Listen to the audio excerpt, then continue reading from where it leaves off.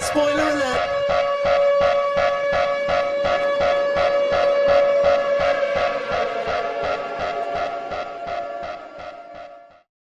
Welcome to Spoiler Alert. I'm Ryan. Welcome back to the show, Gabe Rios and Heidi Przes. Hey Ryan, thanks a lot for having me. I appreciate it. Glad to be back on the show. I'm a filmmaker here in Toledo, Ohio, and this is Heidi.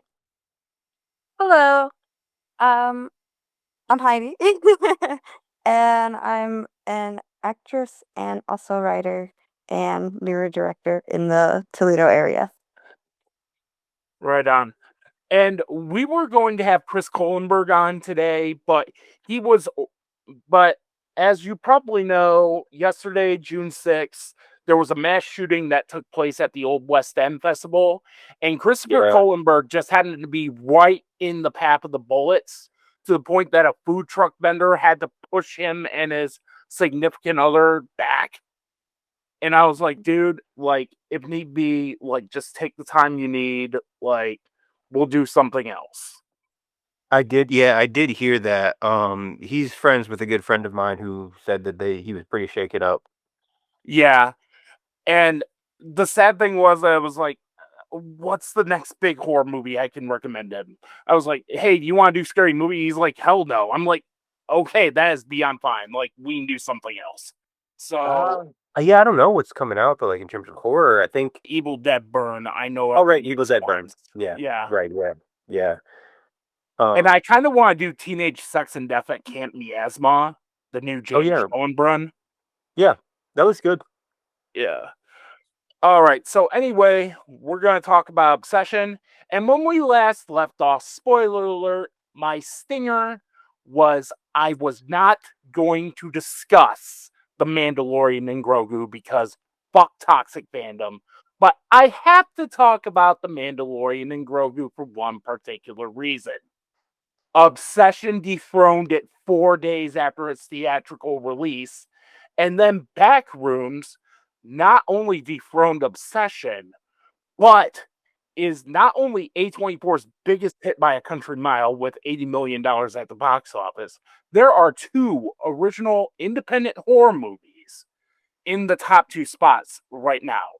Yeah, which is awesome. I love that. Love to hear it. That is not factoring in Scary Movie and Masters of the Universe, which is at the time of this recording will probably end up being 1 and 2. But Yeah, yeah. James is that actually happened. I know, which yeah, I was shocked. I loved it though. May was great for horror. It was a really good month. And the unique thing about Backrooms is that Kane Parsons is 20, but he's about to be 21 this month. And this was based on a YouTube short that he directed, and which in turn was also based on a creepypasta from 4chan. Behind the scenes, he apparently designed every shot of the film in Blender. He storyboarded everything in Blender. And now you have Curry Barker and Kane Parsons getting slammed, claiming that their films are ghost directed because they just happen to be two young Gen Z filmmakers that everybody's talking about, up to and including Steven Spielberg, who praised the hell out of both films. And you have Mark Duplass, who starred in Backrooms and is a filmmaker in his own right. And he came to Parsons' defense. Yeah. So you're gonna have this. We're about to see a new Hollywood. Oh, for And sure. I think Yeah, that's can't wait. genuinely fascinating. Me too. Love it. Because people are getting tired of franchises. People are getting tired of slop. Like, as it is, and I gotta do a brief review of Mandalorian and Grogu because I had to bring this fact up.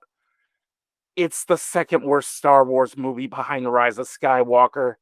You could have just put that shit on Disney Plus. They only did this because Pedro Pascal's getting expensive. Yeah. Yeah, that makes sense. I actually haven't seen that one yet. Mandalorian. Yeah, just wait till Disney Plus for it. Like, it's not worth ticket prices. Oh, I'm sure. And Dustin and I, may have told him, but never cover Star Wars content for spoiler alert. So And I kind of had to throw that in there because it's extremely important to talk about how the Mandalorian and Grogu got their ass kicked by two Gen Z filmmakers. Yeah, like with with original content, new stuff, something that audiences are actually, I think, coming around to. Like it's new voices but weird stuff too. It's not like everything else. So like everything else is oversaturated the market already. Right. And title card's pretty much locked. It's going to be like the Backrooms background and the Obsession font, but I gotta figure out a way how to do that because these two films captured the zeitgeist of the film world. Like, these two films are going to be talked about for the rest of the year. Oh, for sure. So, with all that said about Obsession and Backrooms and the behind the scenes on that, this film asks the question, what if Skinamarink was good? Oh, yeah. Yeah, okay. I can see that, yeah. All right, Heidi, do you have any thoughts so far? Just what you guys were saying kind of earlier, it is exciting to see like these smaller actors and everything come out because I feel like it's gets to a point with actors that sometimes it's a little hard to see them outside of like their most popular role when I'm watching the movie. So I think that's really exciting. Like I do like that they are indie films, so I agree with that. I think it's cool to see the fresh faces. Yes, indeed. All right, so the film starts off with like 80s aesthetic style logos, and I didn't know James Wan was a producer on this. Yeah, I didn't either. Yeah, and then it starts off, it takes place in 1990. Specifically, the first part of this film takes place on June 19th, 1990. And it's shot entirely in first person perspective.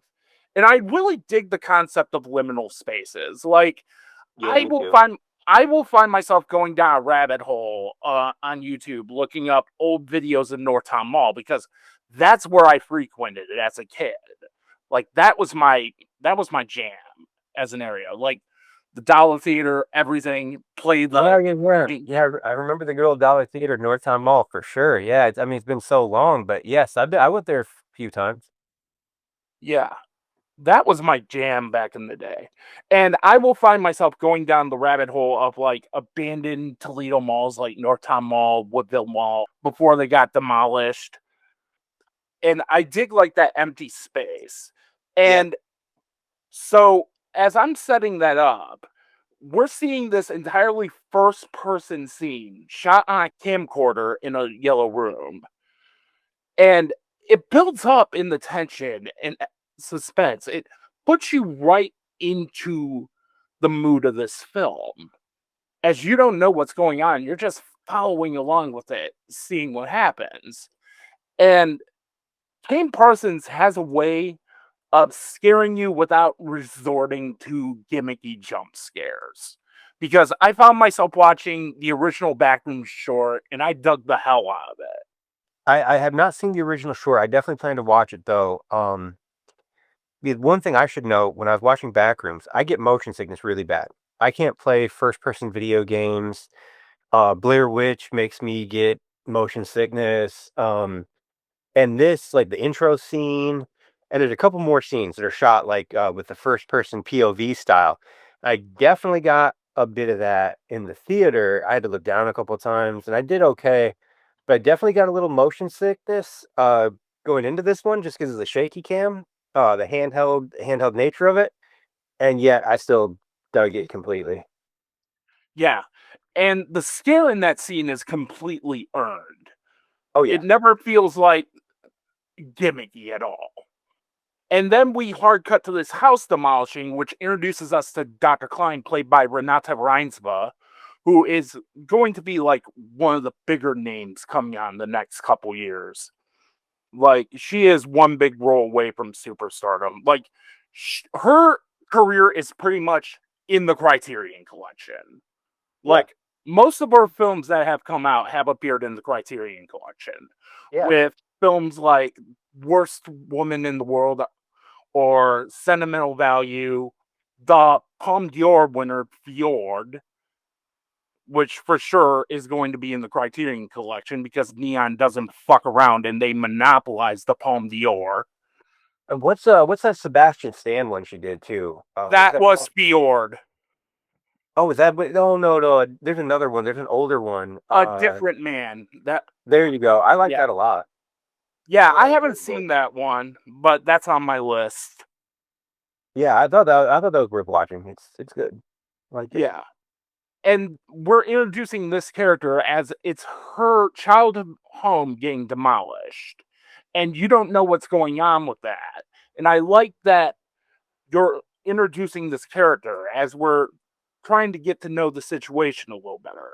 And then we're cutting to Captain Clark's Ottoman Empire, which is run by Chiwetel Ejiofor, who is the manager of Captain Clark's Ottoman Empire, and he's also a failed architect.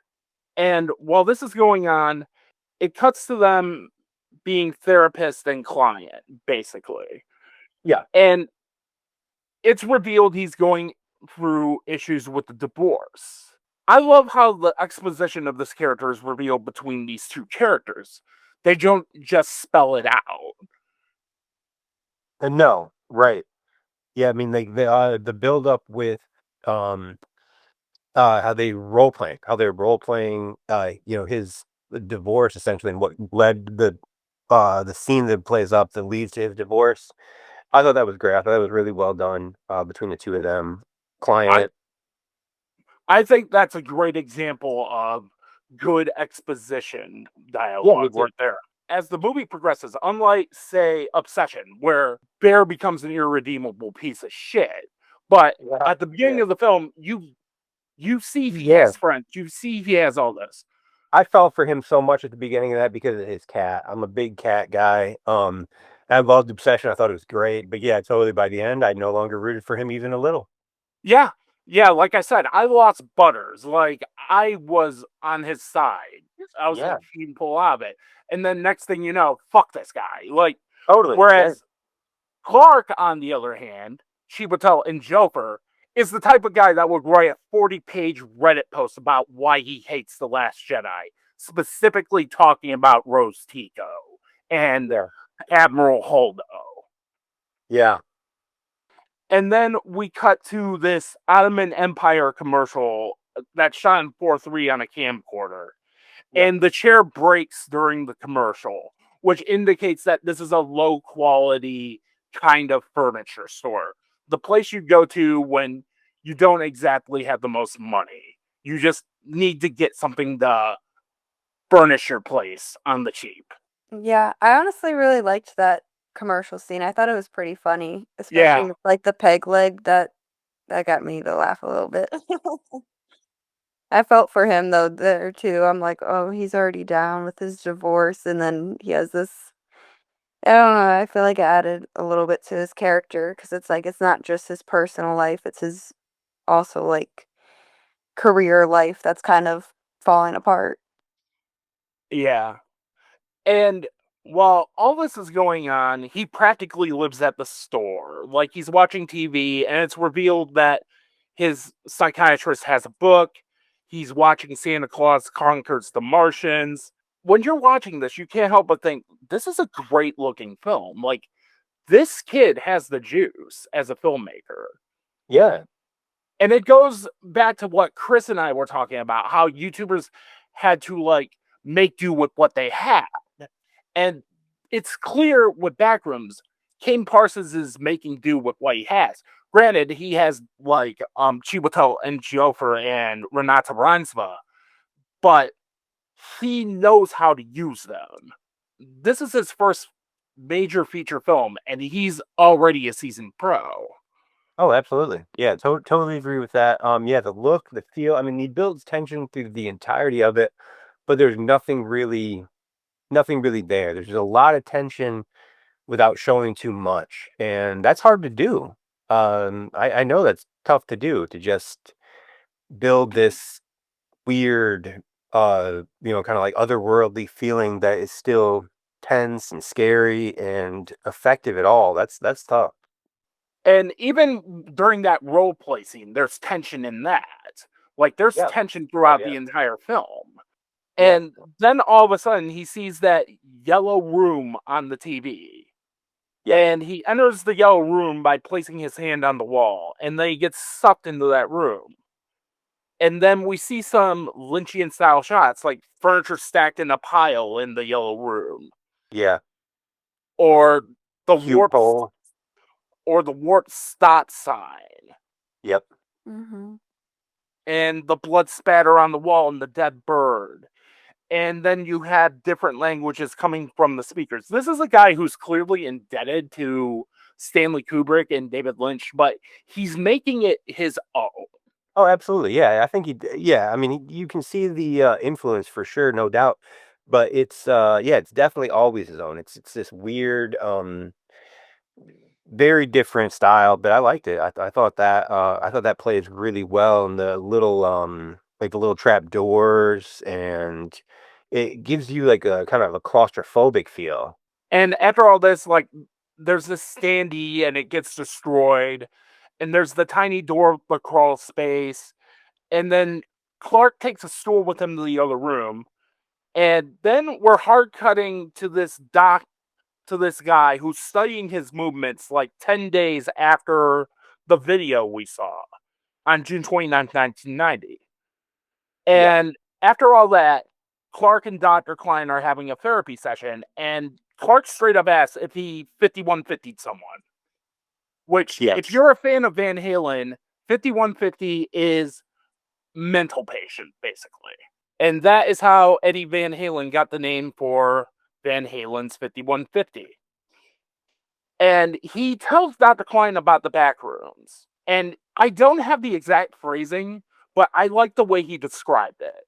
Where he says it's like you see a dog and you're asking someone to draw the dog, but they don't know what a dog is. Yeah. They've never seen a dog. Yeah. And while he's saying all this, Dr. Klein is extremely skeptical, as you would be as a therapist. And he ends up leaving in a lurch. So the next day, he ends up asking the camera crew from the commercial to join him. And the camera crew is shocked to see him go through the wall. Right. Yeah, I liked the scene with the camera crew, honestly. Again, even though it gave me a bit of motion sickness, I thought the addition there was great, totally necessary. Those two actors I'd never heard of before. Whoever plays Kat and Bobby. Um Fantastic. Yeah, I really did like those two. I really did like those two characters. They felt like different personalities. One of them was the assistant manager, and the other was the camera guy. Yeah. And throughout this, they do not want to do this at all. And Clark's guiding them through these rooms. And I love how Parsons is able to make this footage grainy. I don't know if he used an actual, like, circa 1980s camcorder or what. Or I if don't he either, did but this sure looks like digitally. it. Yeah, it sure But looks like it. he did a fantastic job with that. And when you're watching this, as they're going through all these rooms, there are clothes strewn all over the place. The cameraman finds the same shirt he wore filming Clark's commercial. And the cameraman's being dragged down with this trail of blood. And then you have this Christmas tree with a creepy Feliz Navidad playing. Yeah. And all of this, I'm like at 4.5 at this point. I was totally on board with this. Me too. Me too. Yeah, I think that scene was definitely the most like claustrophobic and like I don't know, freaking me out scene. There's one other, but we can talk about that later when we get there. But Yeah, that was definitely like one of the two scenes that I was like, this is like uncomfortable. Like I would not, I'd be out of there. exactly. That is, if you could get out of there. Right. Yeah, that's the important part. And then we're cutting to Dr. Klein as a child, and it's revealed that young Dr. Klein has an agoraphobic mother. And she wakes up from this dream, and then Clark says something to the effect of, "I opened the window, I won't be coming back." And Yeah, that gets her kind of more curious about him. Honestly, in that moment, she seems like she's more concerned with him than she was before. Goes to check out his furniture store and try and find him. And I don't know if I brought up their performances, but Renata Reinsma and Chiwetel Ejiofor are fantastic. There's like this great cat and mouse dynamic between the two. And I'm shocked Kane Parsons was able to get these two Academy Award nominated actors for this Yeah, me movie. too. Yeah, me too. It's like there's a part of me that wants to say he's an industry plant, but I'm not going to go that far because you're going to have some semblance of connections. Like, for example, Sabrina Carpenter's aunt is Bart Simpson. You're going to have those connections in their capacity. But here I'm seeing raw talent. Like, I'm not immediately thinking, okay, who do you know in Hollywood? Yeah. No, me neither. Not And at all. I think he's kind of somebody that came essentially from nowhere. yeah, which is why I'm saying I like this idea that there's a new Hollywood coming out of Yeah, people me just too. doing things on YouTube, just grinding things out, just using YouTube as their playground. We go back to the guy studying Clark, and it's this company called Async, which apparently is lore within the Backroom short films. But I only saw the first one, so I really can't delve into that. And the guy is Mark Duplass, the guy who defended Kane Parsons. And you see the doctor watching the Captain Clark's commercial, and you see like a more downstairs sign. And then Klein notices the map that Clark drew for her in more detail on a whiteboard, given his experience as an architect. So he's figured out a way to map out these liminal spaces. Yeah, I like that detail, honestly, and I guess I kinda, like, glossed over it when I watched it, but, like, you saying that, that's definitely cool. It's like, that's the one person that you'd want to find Backrooms if he's able Right. to, like, map it out that accurately. And she's trying to find a way to enter the back rooms. And then she sees the fly enter the doorway. And she enters the back rooms and notices the pile of furniture. And then Klein notices a childlike drawing of a black monster.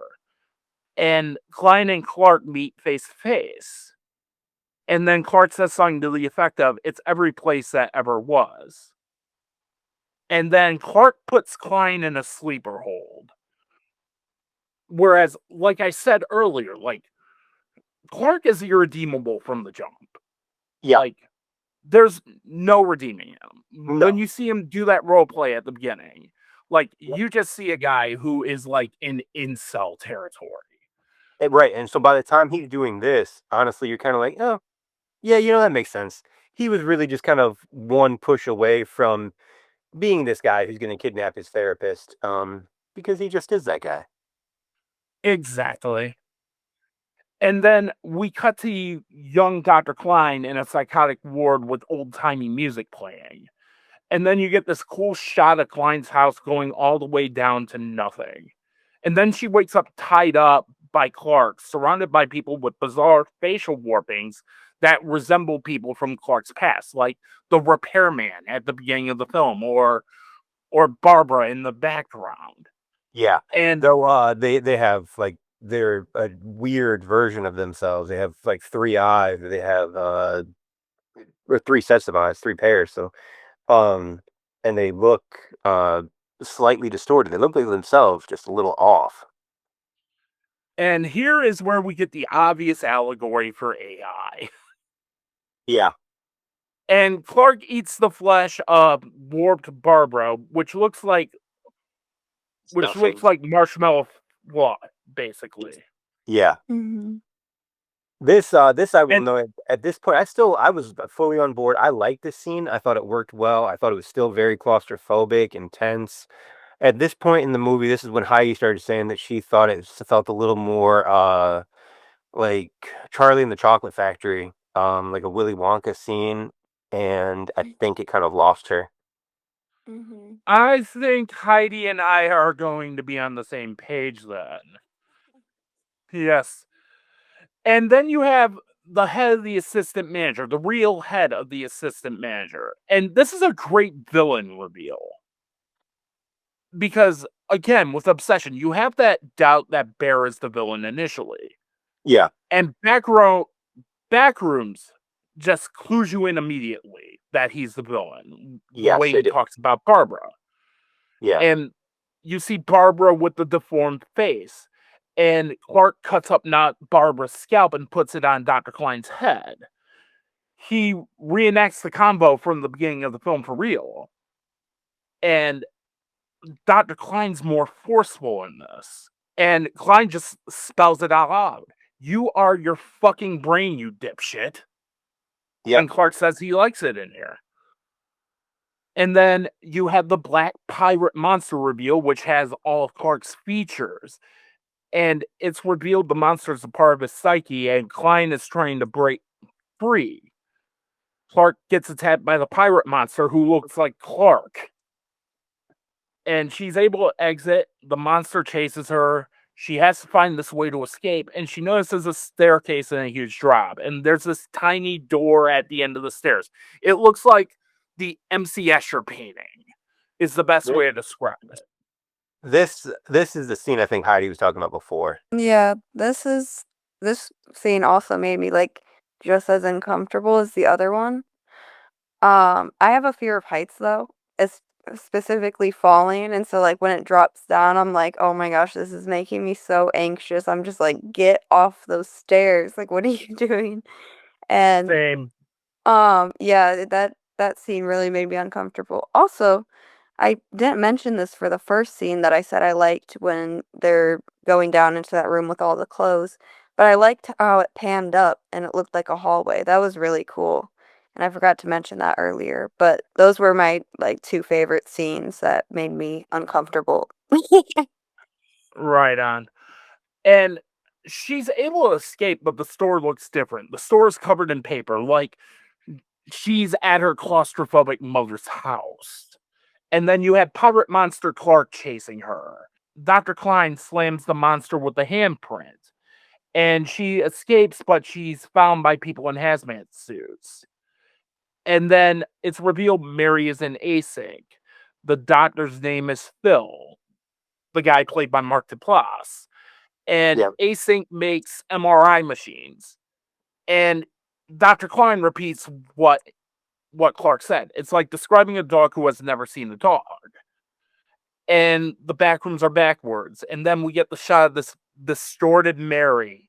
And then it keeps going down and down and down until you've seen nothing, really.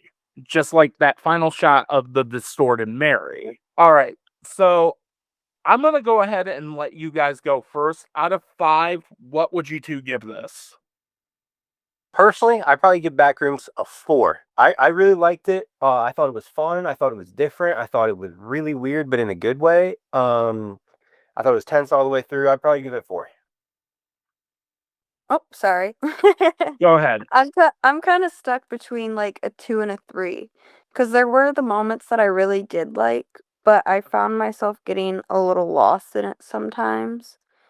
And I'm just like there were moments that brought me back, but like overall, I don't know. It was like there was a couple scenes I liked, and um yeah, I don't know. I'm stuck between a 2 and a 3.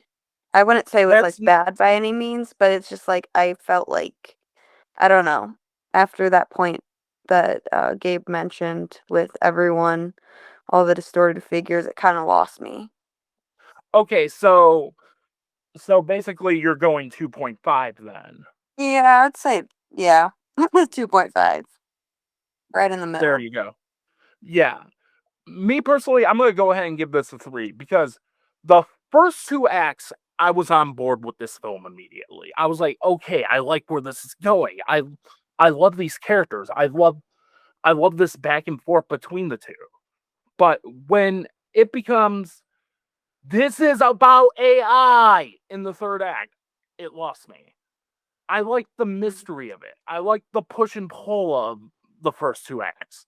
But when the third act is holding your hand and telling you what this film is about, it's like yeah, you kind of lost me here. Mhm. Yeah, I definitely It, agree with that. it's like that. It's like that filmmaker who just thinks he's so deep and profound, that thinks he's so clever. And I'm watching this and it's like, okay, I got this the first time. You're just kind of repeating and repeating and repeating yourself. And that's not what I want. No, I definitely don't want that either. But I don't know. This one's still Backroom still works for me. I still think that the mystery they built was fun enough. And like when I left the theater, I wanted to see more from Mark Duplass. I thought his character was great. I've still had questions. Like I want to know what he's doing, why he's there. More. I wanted to see more of that. And when I leave the theater feeling like that, usually I'm like, I really enjoyed this. If it keeps me thinking, keeps me engaged, I enjoyed it. Though I should mention, I also saw Hokum and Obsession in the month of May. Uh, at the theater, like for all the horror movies in May. And actually, I saw Exit 8 also. And those three, all of them, I thought were fantastic. I'd probably E- say fives for those. Exit 8 is on my list. I saw Hokum and I was in the 2.5 category on that. But for me, like, Backrooms is Swiss Army Man. But I want to see what Kane Parsons does next because he's going to be everything everywhere all at once next level on his next film. I'm excited Yeah, to see where his career goes. I am too. I would say I like seeing YouTubers make it.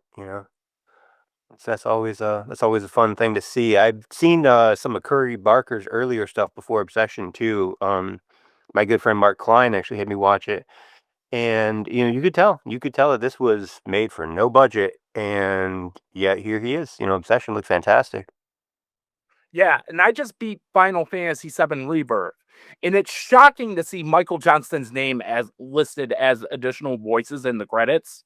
And he's Yeah. in one of the biggest fucking movies of the year. Yep. That's And pretty cool. for the record, I am fucking stoked for Final Fantasy VII Revelation. Spring 2027 cannot come soon enough. As long as I don't have to play fucking Queen's Blood, I am down. But because it gives me that vibe that this guy is going to go places. I agree. All right. Is there anything else you guys would like to plug? No, I mean just check out my YouTube channel, RKR Films. Um, my Instagram is Heidi Przes, where I'm trying to be more active on post updates. But I also created a new YouTube channel, Prez Productions, to post anything that I'm creating. So, All yeah. right. I will make sure to put you both in the end card. Be sure to like, comment, share, spread the word of New Rums Media. Follow me on all my socials at New Rums Media. And until then, I'll see you next time.